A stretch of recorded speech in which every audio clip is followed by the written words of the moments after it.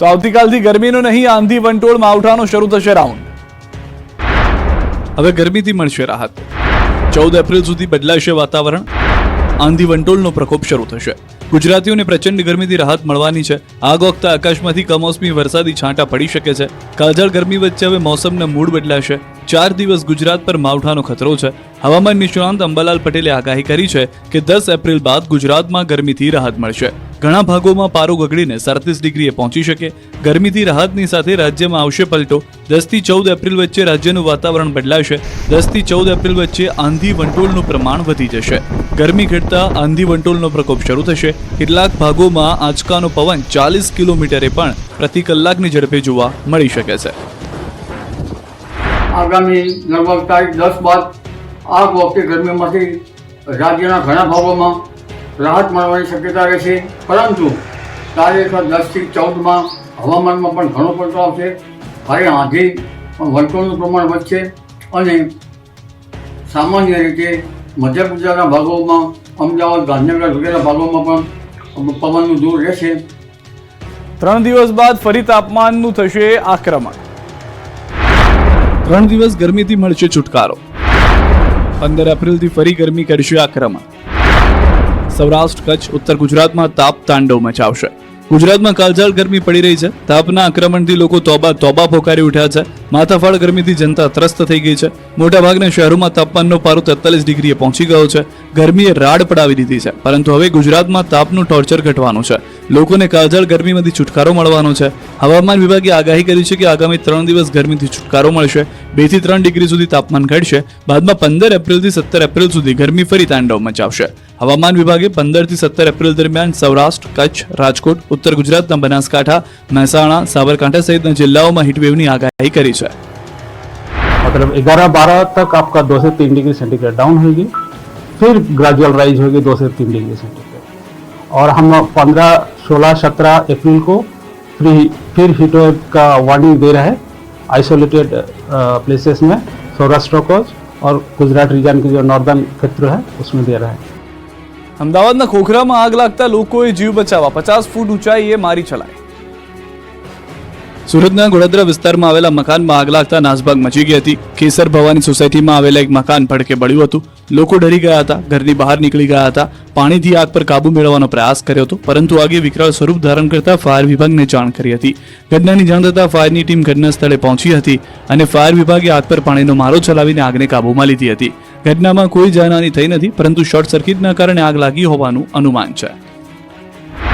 આ તરફ અમદાવાદના અમરાઈવાડી વિસ્તારમાં આવેલા પારિષ્કર વિભાગ 1ના સી બ્લોકમાં આગ લાગી. ફ્લેટમાં આગ લાગતા ધુમાડાના ગોટા નીકળ્યા હતા. દૂર સુધી ધુમાડા દેખાતા હતા. કોઈ કારણોસર આગ લાગતા ઘરમાં રહેતા લોકો જીવ બચાવવા માટે નીચે દોડી આવ્યા હતા.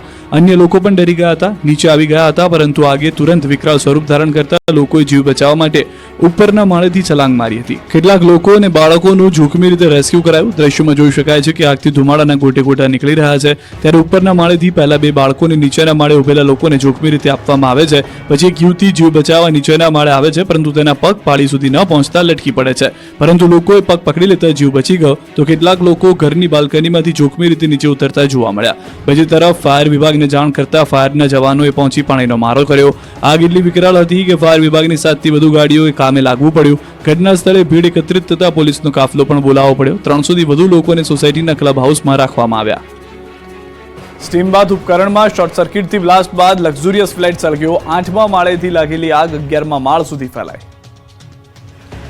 સુરતના વેસુમાં લક્ઝુરિયસ હેપી એક્સેલેન્સિયા બિલ્ડિંગના 8મા માળે અચાનક આગ લાગી હતી અને તે પ્રસરીને ઉપરના 3 માળ એટલે કે છેક 11મા માળ સુધી ફેલાઈ ગઈ હતી. 8મા માળે સ્ટીમ બાથ ઉપકરણ ચાલુ રહી જતા અચાનક બ્લાસ્ટ થયો અને ત્યારબાદ આગ ફાટી નીકળી.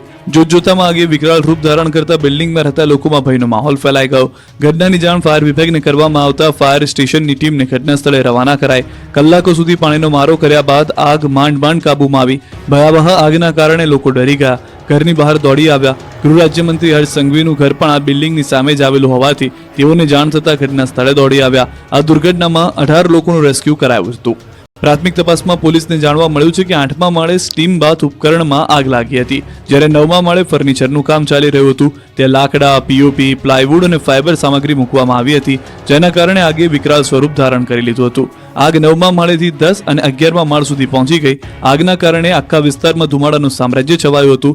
4 થી 5 કિલોમીટર સુધી ધુમાડાના ગોટે ગોટા દેખાયા હતા. આગની ભયાનકતા આકાશી દ્રશ્યો પરથી જ લગાવી શકાય છે અંદાજ. આગ એટલી ભયાવહ હતી કે કરોડો રૂપિયાના ફ્લેટ બળી ગયા, અંદરનો સામાન બળીને રાખ થઈ ગયો, અંદર કશું બચ્યું જ નથી. ઘરની દિવાલો અને બિલ્ડિંગ પણ કાળી થઈ ગઈ છે. સુરત પોલીસે ડ્રોન ઉડાડીને તપાસ શરૂ કરી હતી. ડ્રોન મારફતે આગની ઘટનાનો તાગ મેળવાયો. દમણમાં ગેસની લાઇનમાં લીક થતા આગથી મચી દોડધામ. દમણના રીંગણવાડા વિસ્તારમાં ગેસની પાઇપલાઇનમાં લીકેજ થતા આગ લાગી હતી, જેના કારણે આસપાસના વિસ્તારના લોકોનો જીવ અદ્ધર થઈ ગયા હતા. રીંગણવાડા વિસ્તારમાં કામ ચાલી રહ્યું હતું. અહીં જેસીબી મશીનથી ખોદકામ ચાલતું હતું. એ વખતે નીચેથી પસાર થતી ગેસની મુખ્ય પાઇપલાઇનમાં ભંગાણ સર્જાયું. આથી ગેસ લીકેજ થયો અને થોડી જ વારમાં આગ લાગી ગઈ હતી. ઘટનાને કારણે આસપાસના વિસ્તારમાં દોડધામ મચી ગઈ હતી. જો કે આગની લપેટો એટલી મોટી હતી કે નજીકમાં ઉભેલા જેસીબી મશીન પણ આગની ઝપેટમાં આવી ગયું હતું. ઘટનાની જાણ થતાં જ ફાયર બ્રિગેડ અને સંબંધિત વિભાગની ટીમ સ્થળ પર પહોંચી હતી અને ગેસ લીકેજ અને આગ પર કાબુ મેળવવા પ્રયાસ કર્યા હતા. આ ઘટનામાં કોઈ ઈજા કે જાનહાનિ નહીં થતા લોકોએ હાશકારો અનુભવ્યો હતો. પાટણ અને રાજકોટ કલેક્ટર કચેરીને બોમ્બથી ઉડાવી દેવાની ધમકી, કર્મીઓને રજા અપાય, બોમ્બ સ્ક્વોડે કરી તપાસ. પાટણ અને રાજકોટની કલેક્ટર કચેરીને બોમ્બથી ઉડાવી દેવાની ધમકી મળતા પોલીસ તંત્ર દોડતું થઈ ગયું. પોલીસના ધાડે ધાડા કલેક્ટર કચેરી ખાતે ઉતારી દેવાયા. પહેલા પાટણ જિલ્લાના કલેક્ટર કચેરીના મેલ આઈડી પર બોમ્બ બ્લાસ્ટની ધમકીવાળો ઈમેલ મળતા સમગ્ર જિલ્લામાં હડકંપ મચી ગયો. આ ઈમેલ 1:30 વાગે એક આઈડી પરથી મોકલવામાં આવ્યો હતો, જેમાં બપોરે 3 વાગ્યા સુધી કલેક્ટર કચેરીમાં બ્લાસ્ટ થવાની શક્યતા દર્શાવવામાં આવી. આ ગંભીર પરિસ્થિતિને ધ્યાનમાં રાખીને તાત્કાલિક પગલાં લેવામાં આવ્યા. તંત્ર એલર્ટ થઈ ગયું. કલેક્ટરે સમય સૂચકતા વાપરી તાત્કાલિક તમામ કર્મચારીઓને કચેરી ખાલી કરવાની સૂચના આપી.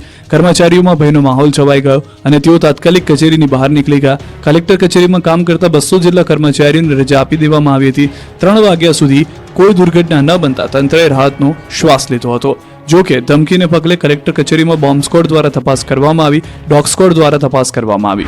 પાટણ બાદ રાજકોટ કલેક્ટર કચેરીને બોમ્બથી ઉડાવી દેવાની ધમકી મળી. જિલ્લા કલેક્ટરને ધમકીભર્યો ઈમેલ મળ્યો. આ મામલે જિલ્લા કલેક્ટરે પોલીસ વિભાગને જાણ કરી. સમગ્ર મામલે રાજકોટ શહેર crime branch, SOG, dog squad, bomb squad અને સ્થાનિક પોલીસની ટીમ તપાસ અર્થે કલેક્ટર કચેરી ખાતે પહોંચી ગઈ.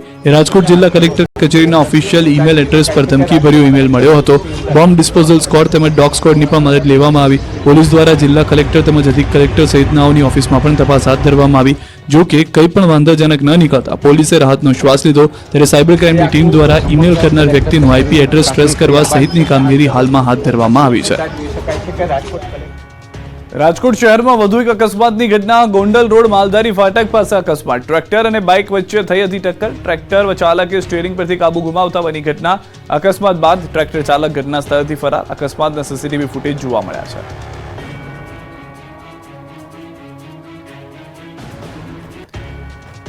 કચ્છમાં પણ ચાલશે દાદાનું બુલડોઝર. કચ્છમાં ગેરકાયદે દબાણની પ્રવૃત્તિઓ કરનારા બેફામ બન્યા છે. કાયદાનો જાણે કોઈ ડર જ ન હોય તેમ ગેરકાયદે દબાણો કરી રહ્યા છે. ત્યારે તંત્ર દ્વારા પણ ગેરકાયદે દબાણ કરનારા સામે કાર્યવાહી કરવામાં આવી રહી છે. ગેરકાયદેસર બાંધકામ પર બુલડોઝર ફેરવવામાં આવી રહ્યું છે. સાથે જ અસામાજિક તત્વોના ગેરકાયદેસર બાંધકામો પણ દૂર કરવામાં આવી રહ્યા છે. સરકારી જમીન ઉપર ગેરકાયદેસર બાંધકામો કર્યા હોય તેનું જિલ્લા વહીવટીતંત્રએ લિસ્ટ તૈયાર કરી રહ્યું છે. આગામી 15 એપ્રિલથી દબાણો હટાવવા ઝુંબેશ શરૂ કરાશે. ગાંધીધામ મનપાએ 200 જેટલા ગેરકાયદે બાંધકામો દૂર કર્યા છે. ત્યારે 50 જેટલા દબાણકારોને સ્વેચ્છાએ દબાણ દૂર કરવા નોટિસ પાઠવી છે. ગામડામાં પણ જિલ્લા પંચાયતે ખાસ દબાણ શાખા શરૂ કરી છે, જેના દ્વારા જિલ્લામાં થયેલ ગેરકાયદેસર બાંધકામને જુદા તારવી લિસ્ટ તૈયાર કરવામાં આવી રહ્યું છે. જિલ્લા કલેક્ટર આનંદ પટેલે પ્રાંત અધિકારીઓને દબાણો દૂર કરવા સૂચના આપી છે. ભાવનગરમાં 50થી વધુ ગેરકાયદે મકાનો ધ્વસ્ત કરાયા. ભાવનગરમાં ફરી એકવાર દાદાનું બુલડોઝર ચાલ્યું. ભાવનગરમાં ગેરકાયદે વસાહતો પર તંત્રે તવાઈ બોલાવી. તંત્ર દ્વારા મેગા ડિમોલિશનની કામગીરી કરવામાં આવી. શહેરના ચાવડીગેટ વિસ્તારમાંથી દબાણ હટાવાયા. શહેરના ચાવડીગેટ વિસ્તારમાં આવેલ અંડરબ્રિજ જતા રોડ પર કેટલાક શખ્સોએ સરકારી જમીન પચાવી પાડી. પીજીવીસીએલની દિવાલ નજીક છેલ્લા ઘણા સમયથી અનેક દબાણો ખડકાયેલા હતા. અંડરબ્રિજ તરફ 50થી વધુ ગેરકાયદે કાચા પાકા મકાનો બાંધવામાં આવેલા છે. અગાઉ પણ આ દબાણો પર મહાનગરપાલિકાએ પોલીસને સાથે રાખી દબાણો હટાવ્યા. ત્યારે ફરી ગેરકાયદેસર ઉભા થયેલા દબાણોને દૂર કરવા તંત્ર દ્વારા કામગીરી હાથ ધરવામાં આવી, જેમાં ચુસ્ત પોલીસ બંદોબસ્ત અને મોટા કાફલા સાથે મનપાએ દબાણો હટાવવા કમર કસી છે. અસામાજિક તત્વોની ગેરકાયદે મિલકતો પર બુલડોઝર ફરતા દબાણકર્તાઓમાં ફફડાટ ફેલાયો હતો. આગામી દિવસોમાં પણ કોર્પોરેશન દબાણો હટાવશે. સાંસદ ગેનીબેન વિરુદ્ધ અપમાનજનક પોસ્ટને લઈને સુરેન્દ્રનગરમાં ઉગ્ર વિરોધ પ્રદર્શન.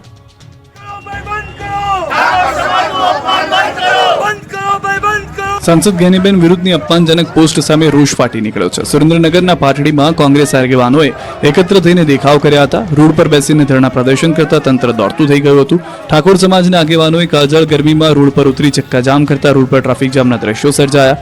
ઉગ્ર વિરોધ પ્રદર્શન કરવામાં આવતા પોલીસ દોડતી થઈ ગઈ હતી.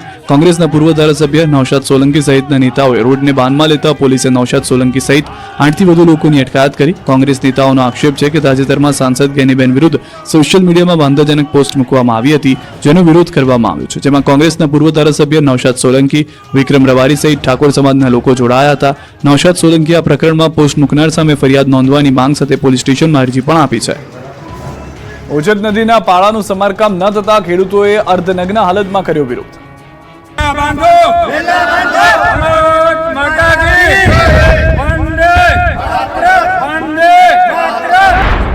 આ વિરોધ, આક્રોશ, નારેબાજીનું કારણ છે તંત્રની આળસ. જૂનાગઢના બામણાસા ખેડ ગામમાં દર વર્ષે ચોમાસામાં ઓજત નદીનું પાણી છોડાતા પાળ તૂટી જાય છે. ખેતરો ખેદાન મેદાન થઈ જાય છે. ગયા વર્ષે પણ ઓજતના પાણી આફત બનીને ખેતરમાં ત્રાટક્યા હતા. આ વાતને 8 મહિના જેટલો સમય થઈ ગયો છે, છતાં તંત્ર દ્વારા તૂટેલા પાળા બનાવીને ન દેતા જૂનાગઢના કેશોદમાં ખેડૂતોએ વિરોધ નોંધાવ્યો. બામણાસા ખેડ ગામના ખેડૂતોએ વિરોધ પ્રદર્શન કર્યું. ઓજત નદીના ચોમાસામાં તૂટેલા પાળાનું 8 મહિના વીતવા છતાં સમારકામ ન કરતા અર્ધનગ્ન હાલતમાં હલ્લાબોલ કર્યો. ખેડૂતોએ વિરોધ પ્રદર્શન સાથે સૂત્રોચ્ચાર કર્યા. ઓજત નદીના પાળા ઉપર ઉભા રહી પાળો બાંધો, વહેલા બાંધોના સૂત્રોચ્ચાર કર્યા. ઓજત નદી ઊંડી અને પહોળી કરવાની જાહેરાત કરવામાં આવી, પરંતુ હજુ સુધી પાળા પણ રિપેર કરવામાં કોઈ ન આવતા ખેડૂતોમાં ભારે રોષ જોવા મળી રહ્યો છે. ચોમાસું પણ ફરી નજીક આવી રહ્યું છે, ત્યારે તૂટેલા પાળા રિપેર કરવામાં નહીં આવે તો ખેતીની જમીન પર પાણી ફરી વળશે અને ખેડૂતોના પાકને મોટા પાયે નુકસાન થશે. જેને લઈને નદીના તૂટેલા પાળા વહેલી તકે રિપેર કરવા ખેડૂતોએ માંગ કરી છે. પાણીને લઈને બનાસકાંઠાના ખેડૂતોએ ઢોલ નગારા વગાડી તંત્રને જગાડ્યું.